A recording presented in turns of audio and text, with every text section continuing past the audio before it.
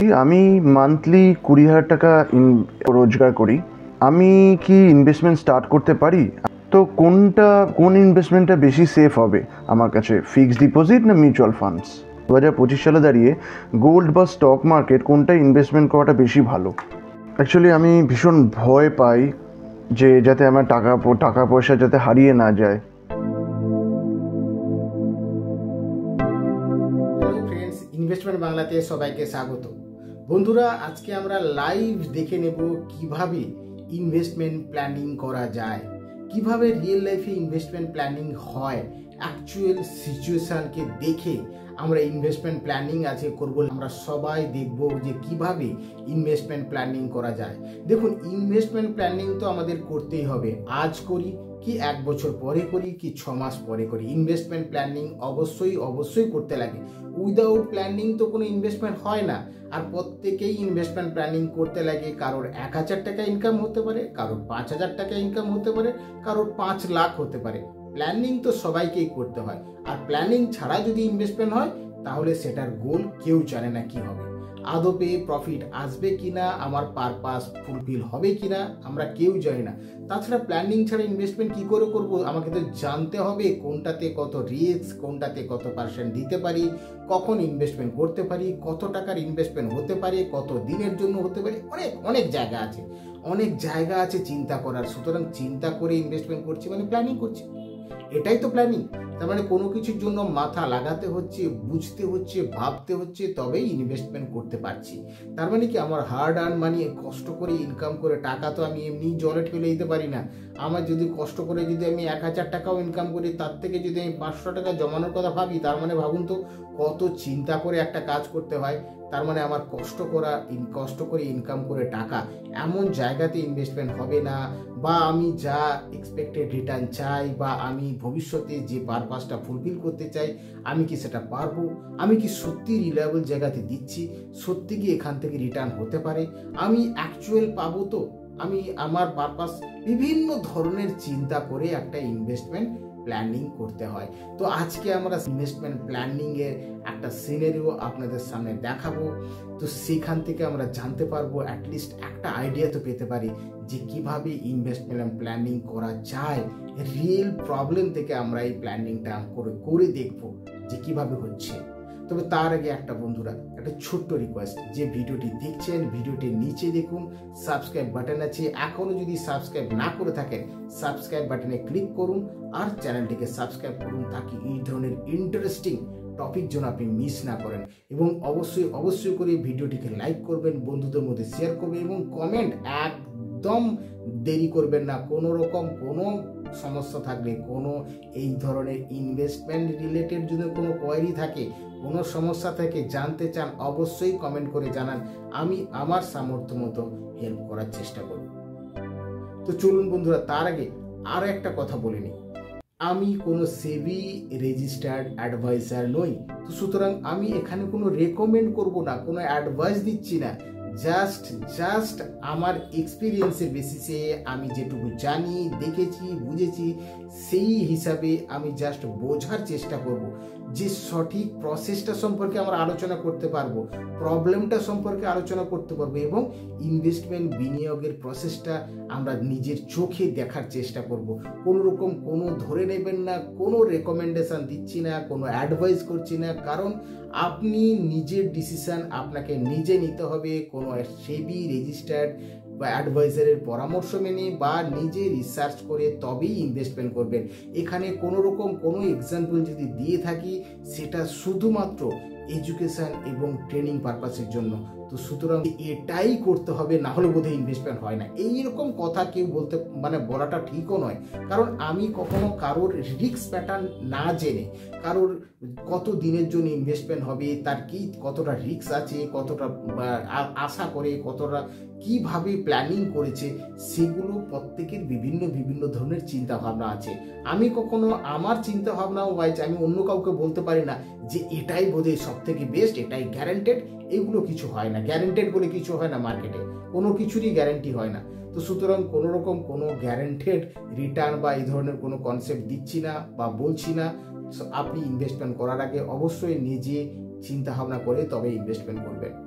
তাহলে দেখে নিই যে কিভাবে আমরা রিয়েল লাইফ জাস্ট এডুকেশন পারপাসে এটা দেখছি, শুধুমাত্র বোঝার চেষ্টা করছি তাকে এই ধরনের প্রবলেম, এই ধরনের ইনভেস্টমেন্ট যদি সিচুয়েশন হয়, প্ল্যানিং এর সিচুয়েশন হয়, কিভাবে এটাকে আমরা শর্ট আউট করতে পারি। চলুন দেখে নেওয়া যায়। আজকে আমরা একজন বন্ধুর সঙ্গে কথা বলবো, জেনে নেওয়ার চেষ্টা করব যে কি চাইছে, কিভাবে তার প্রবলেমটা আমরা সলভ করতে পারি, আমরা জেনে আমরা সেই মতো সলিউশন দেওয়ার চেষ্টা করব। Hello, how are you? কিভাবে সাহায্য করতে পারি, যে কোথায় সমস্যা হচ্ছে যদি জানতে পারি তাহলে সেই মতো আমরা এগোতে পারবো। নমস্কার, আমি অরিত্র দাস। আসলে আমার ইনভেস্টমেন্টের ব্যাপারে কতগুলো কোশ্চেন আপনার কাছে ছিল, তো আমি সেগুলোই করতে পারি। আমাকে একটু প্লিজ সেটার ওপর হেল্প করুন। অ্যাকচুয়ালি আমি মান্থলি 20,000 টাকা মতো রোজগার করি। তো আমি কি ইনভেস্টমেন্ট স্টার্ট করতে পারি? আমি যে 20,000 টাকা রোজগার করি তার উপর কি আমি ইনভেস্টমেন্ট স্টার্ট করতে পারি? দেখো, ইনভেস্টমেন্ট তো আমরা করতেই পারি, কেন করতে পারবো না? অবশ্যই ইনভেস্টমেন্ট করতে পারি। ইভিন 500 টাকা থেকেও আমরা ইনভেস্টমেন্ট স্টার্ট করতে পারি। কোনো এসআইপি করতে পারি, ভালো কোনো এসআইপি করতে পারি, বা ফিক্সড ডিপোজিট, রিকারিং ডিপোজিট, এই ধরনের ইনভেস্টমেন্ট আমরা করতেই পারি। রিস্ক প্যাটার্ন ওয়াইজ যদি খুব বেশি রিস্ক নিতে না চাই বা রিস্ক নিতে চাই, যেভাবেই খুশি হোক, আমি যেটা কমফোর্টেবল ফিল করি, আমি অবশ্যই ইনভেস্টমেন্ট স্টার্ট করতে পারি। যে আর্নিং হচ্ছে সেটা থেকে এটা ভাবা ঠিক নয় যে ইনভেস্টমেন্ট হয়তো শুরু করতে পারবো না। অবশ্যই ইনভেস্টমেন্ট স্টার্ট করতে পারি ছোট্ট অ্যামাউন্ট দিয়ে। এখন এসআইপি খুব ছোট্ট অ্যামাউন্ট দিয়েও এসআইপি করা যায়, তো আমি এসআইপি স্টার্ট করতে পারি বা রিকারিং ডিপোজিট করতে পারি। এখানে ইনভেস্টমেন্ট একটা হ্যাবিট। আমি যদি 1 টাকা করেও ইনভেস্টমেন্ট করার চেষ্টা করি, সেটা একটা হ্যাবিট। কারণ এই হ্যাবিটটাই বড় জিনিস। যদি হ্যাবিট না থাকে কখনো পয়সা কখনো জমবে না। তো সুতরাং এই হ্যাবিটটা তৈরি করতে হবে। এখানে টাকাটা ম্যাটার করে না, ম্যাটার করে টাইম। যদি আমি টাইম দিতে পারি, টাকা এমনিতেই চলে আসবে আমার কাছে এবং খুব ভালো অ্যামাউন্ট চলে আসতে পারে। শুধু কি এখানে টাকাটা আমরা সবাই ভেবে নিই কি যে ইনভেস্টমেন্ট করব তার মানে অনেক টাকা লাগবে। না, ইনভেস্টমেন্টের জন্য বেশি টাকা লাগে না, একটা হ্যাবিট ক্রিয়েট করতে হয়। যেটা লাগে সেটা হচ্ছে টাইম। তো কোন ইনভেস্টমেন্টটা বেশি সেফ হবে আমার কাছে, ফিক্সড ডিপোজিট না মিউচুয়াল ফান্ডস? অবশ্যই এফডি সেফার, কারণ এটা ব্যাংক থেকে গ্যারান্টি দিচ্ছে, একটা সার্টেন পার্সেন্টেজ রিটার্নের গ্যারান্টি দেয়। তো সুতরাং সেফার তো অবশ্যই। ব্যাংক থেকে কোনো যদি ইন্টারেস্টের আমি কোনো গ্যারান্টি পাই, তো সেটা সেফার বলতে পারি in comparison two mutual fund. আজকে যদি মিউচুয়াল ফান্ডের কথা বলি, গ্যারান্টি দিতে পারা যায় না। কারণ এটা যা করি না কেন, যেভাবেই খুশি ভাবি না কেন, আলটিমেটলি মার্কেট ওরিয়েন্টেড। একটা মার্কেটের রিস্ক তো থেকেই থাকে, কিন্তু হায়ার রিটার্ন আছে, রিটার্নটা একটু হাই দেয়। কিন্তু ওভার টাইমে, মানে যদি আমি লং টার্মের জন্য যদি দেখি, তাহলে লং টার্মে এটা মোটামুটি রিস্কটা ব্যালেন্সিং হয়ে যায় এবং একটু ভালো রিটার্ন তো আশা করতেই পারি মিউচুয়াল ফান্ড থেকে। তো সুতরাং সেফ এভাবে বলা যায় না, যেহেতু মার্কেট ইনস্ট্রুমেন্ট। কিন্তু এফডি অবশ্যই সেফ, কিন্তু ইন্টারেস্ট রেট অনেকটাই কম। তো সুতরাং সেফ হওয়া না হওয়া আমার রিস্কের উপর ডিপেন্ড করে যে আমি কতটা রিস্ক নিতে পারবো। তো সুতরাং কতটা সেফার সাইডে আমি ইনভেস্টমেন্ট করব, সেটা ডিপেন্ড করছে আমার নিজের গোলের উপরে, যে আমি কিরকম ইনভেস্টমেন্ট চাই, রিস্ক নিতে চাই কি চাই না, কম রিটার্ন চাই না বেশি রিটার্ন চাই, আমি কম রিটার্নে এফডি নিয়ে সন্তুষ্ট হতে চাই না একটু বেশি রিটার্ন আশা করি, যদি সামান্য রিস্ক নেওয়া যায় তাহলে একটু ভালো রিটার্ন পেতে পারি। অ্যাকচুয়ালি আমি ভীষণ ভয় পাই যে যাতে আমার টাকা পয়সা যাতে হারিয়ে না যায়। তো আমি কি তবুও ইনভেস্ট করতে চাই? অ্যাকচুয়ালি আমার মনে একটা ভয় হয় যে আমি ইনভেস্ট করলে আমার যদি টাকা পয়সাগুলো নষ্ট হয় বা হারিয়ে যায় বা মিসইউজ হয়ে যায়, তো তবুও কি আমি ইনভেস্ট করতে চাই? যদি আপনি কিছু আমাকে অ্যাডভাইস করেন। দেখো, ভয় হওয়াটা খুবই স্বাভাবিক। ভয় তো থাকতেই পারে, ভয় হওয়াটা একদমই স্বাভাবিক। তার জন্য শুরু করা যেতে পারে কোনো সেফার সাইড মিউচুয়াল ফান্ড দিয়ে, কোনো ডেট টাইপের মিউচুয়াল ফান্ড বা কোনো লার্জ ক্যাপ টাইপের মিউচুয়াল ফান্ড দিয়ে স্টার্ট করা যেতে পারে। ধীরে ধীরে যখন বুঝে যাব যে রিস্কটা কতটা আছে, সেই মতো রিস্কটাকে ধীরে ধীরে বাড়াতে পারি এবং কমাতেও পারি। যদি আমার যা পারপাস যদি ফুলফিল হয়ে যায় তাহলে ওটাই ওকে। আর যদি না হয় তাহলে তখন আমি মোটামুটি বুঝে গেছি ইনভেস্টমেন্টের প্যাটার্ন সম্পর্কে, তখন ধীরে ধীরে রিস্কটা হয়তো একটু বাড়াতে পারি। তো সুতরাং রিস্ক অলওয়েজ থাকবে, রিস্ক নেওয়ার কনসেপ্টটা তখন আমি বুঝে যাব, কিন্তু কমপ্লিটলি অ্যাভয়েড তো করতে পারবো না। তো সুতরাং ভয় থাকাটা স্বাভাবিক। আর বিগিনারের জন্য মনে করুন আমি অ্যাজ আ বিগিনার, আমি তো এটা আমার ফার্স্ট টাইম, যদি আমি ইনভেস্ট করি তো এটা আমার ফার্স্ট টাইম ইনভেস্টমেন্ট হবে।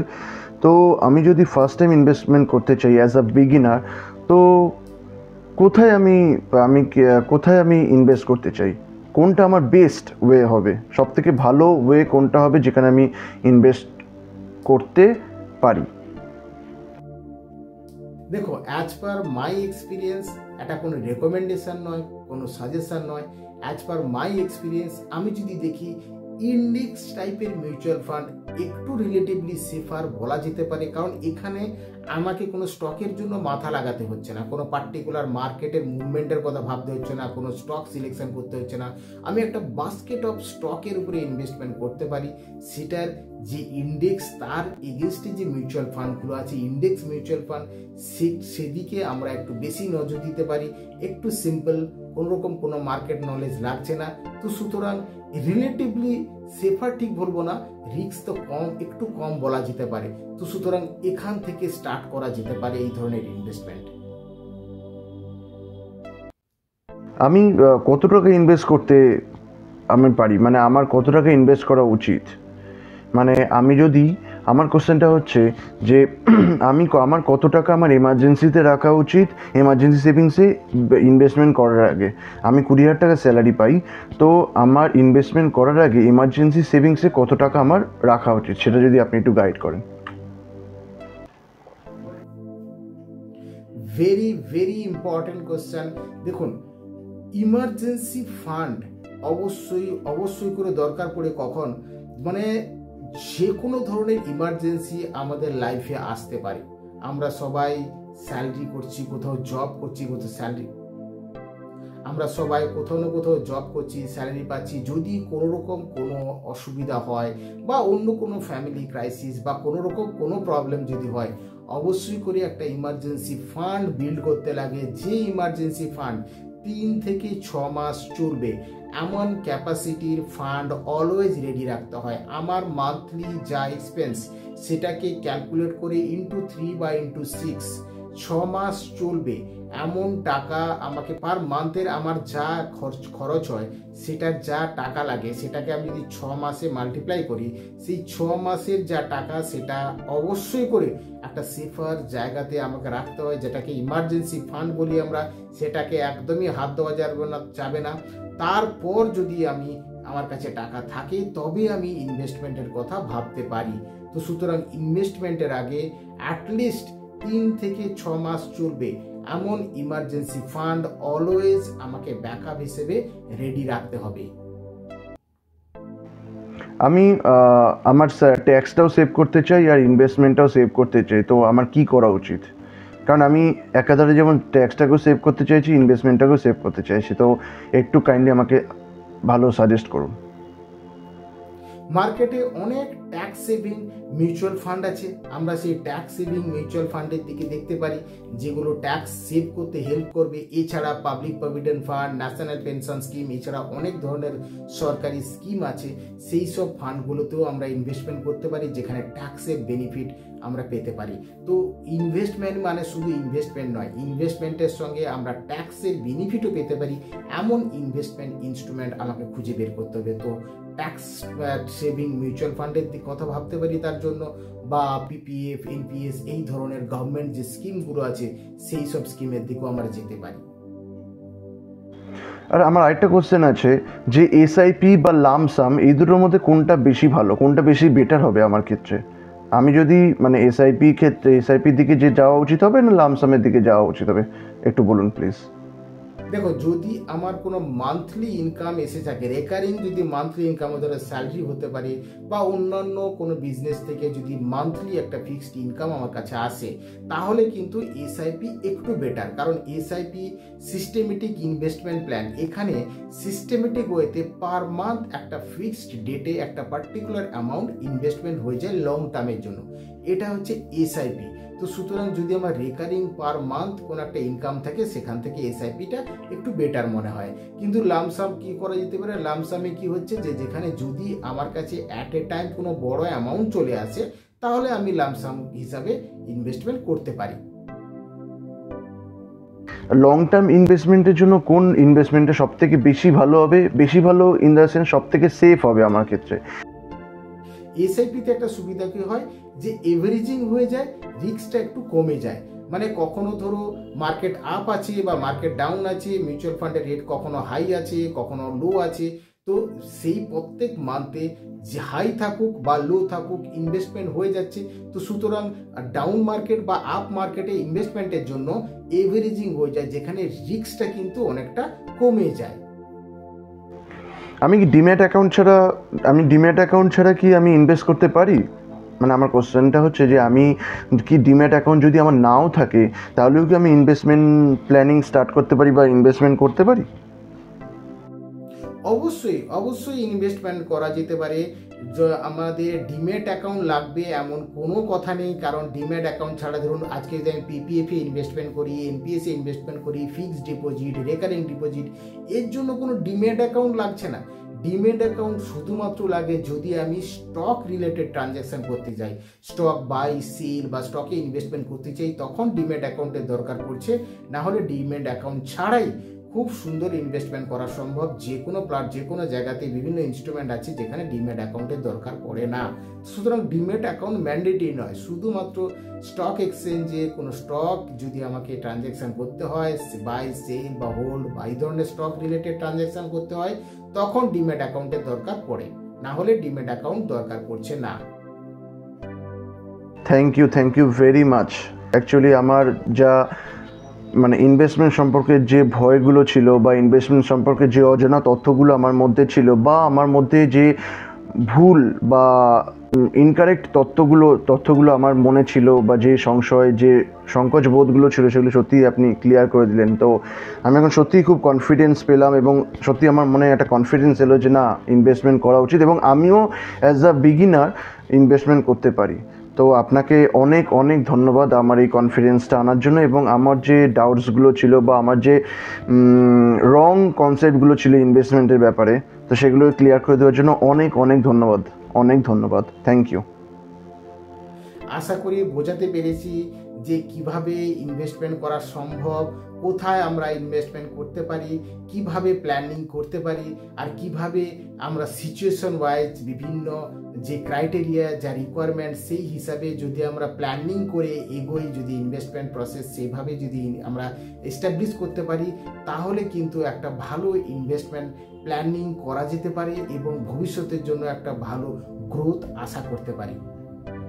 তো বন্ধুরা, যদি আপনাদের এইরকম কোনো সমস্যা থাকে, কোনো রিয়েল প্রবলেম থাকে বা ইনভেস্টমেন্ট রিলেটেড কোনো সমস্যা থাকে, অবশ্যই কমেন্ট করে জানাতে পারেন। আমি আমার সামর্থ্য মতো হেল্প করার চেষ্টা করব। আবার দেখা হবে এইরকম ইন্টারেস্টিং ভিডিওর সঙ্গে পরের ভিডিওতে। Bye bye.